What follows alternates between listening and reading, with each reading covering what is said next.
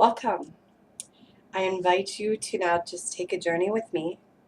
Find a comfortable place to relax and sit down and take some deep breaths. Once you're seated and comfy, make sure both feet are on the ground and that your posture is straight, your back is aligned. And then close your eyes and take a deep breath in through your nose, filling your stomach with air, filling your chest with air, and then breathe out.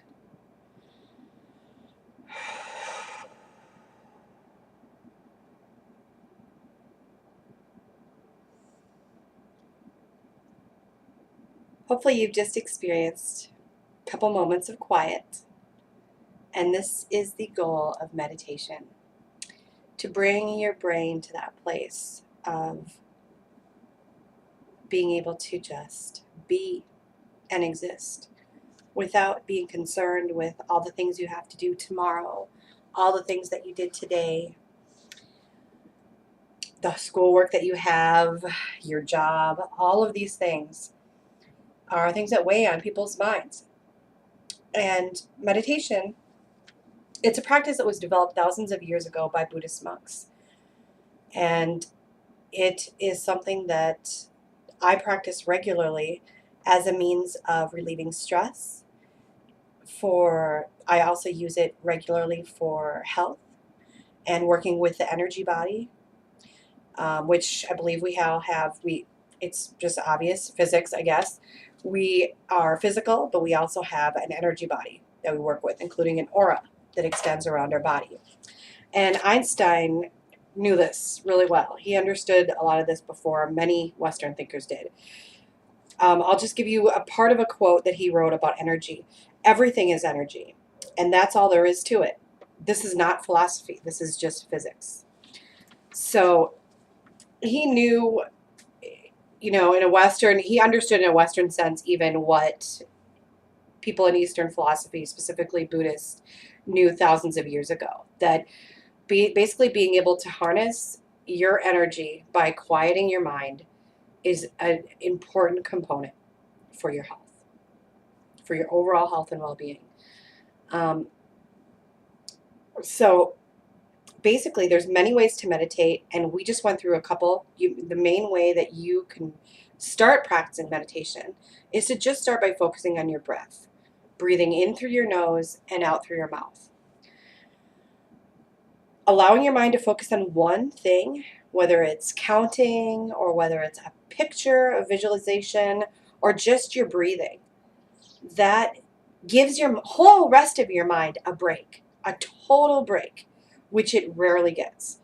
We're often concerned with many things: our schoolwork, our jobs, what we have to do tomorrow, or what we already did today. We're constantly thinking, and our brains don't really get a break. Unfortunately, I believe because of that, stress tends to build up in people. And stress, as they're doing more studies now, which hopefully I can cite at a later date, is that basically stress affects our health. Stress, it's a bit common knowledge now. Stress affects, the way you feel. And so I think meditation is a really important component in good health. But also, they've also done studies and found that it actually changes your brain. It changes the plasticity in your brain. So we've talked a little bit about how to do meditation. It's basically the clearing your mind, allowing yourself to breathe, just giving yourself some time to sit down with good posture and relax. So the next point is the health benefits, and the health benefits to me are many. I actually saw a documentary called The Science of Healing, where the doctor who did this movie, she went into hospitals and saw how they were using meditation right now. And one really great story that stood out to me was this woman who kept going into pre-labor. And she was brought into the hospital a couple of times, and luckily she was at a hospital that was using guided meditation as one of the as one of the ways to relieve stress.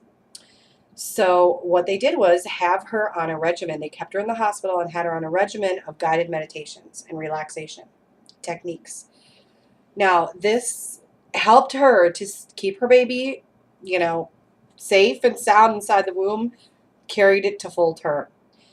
And that I thought was amazing. And, it's a great science, like Western way of proving how meditation can really affect someone's health and save, potentially save the life of the baby. Um, and, save it also from many health ailments. So that was a really beautiful story. I mean, to see her relaxed and able to carry the baby to full term is just amazing. But not only that, meditation can be great for alleviating pain. Often we have, pains in our joints and, different pains in your body. People have back pain. A great way to alleviate this is through meditation, and especially through guided visualizations to help you. So, and then for the study, so now that we've talked about the health benefits that I believe, just a couple of the very hundreds of health benefits. We're going to talk about the brain plasticity, which I think is great. There's Stanford, Harvard, many places, many colleges are now doing studies on brain plasticity in terms of meditation. And I'll just break down to you this Harvard study that I have quoted in my outline, where by Dr. Sarah Laser, where they basically, by testing people who had done meditation long term in their 50s and 60s, had the cortex thickness of someone in their 20s and 30s. So your brain is not, subject to aging just automatically. There are things that we can do and take into our own hands, things that we can do. Meditation is, obviously, but through meditation, to keep ourselves younger, healthier, and, depending on the longevity of your life, I believe it will help you keep your brain function, keep your higher brain functions for much longer. And this study, I believe, really supports that. I hope that you've learned a little bit about meditation today in this brief time, and thank you so much for listening.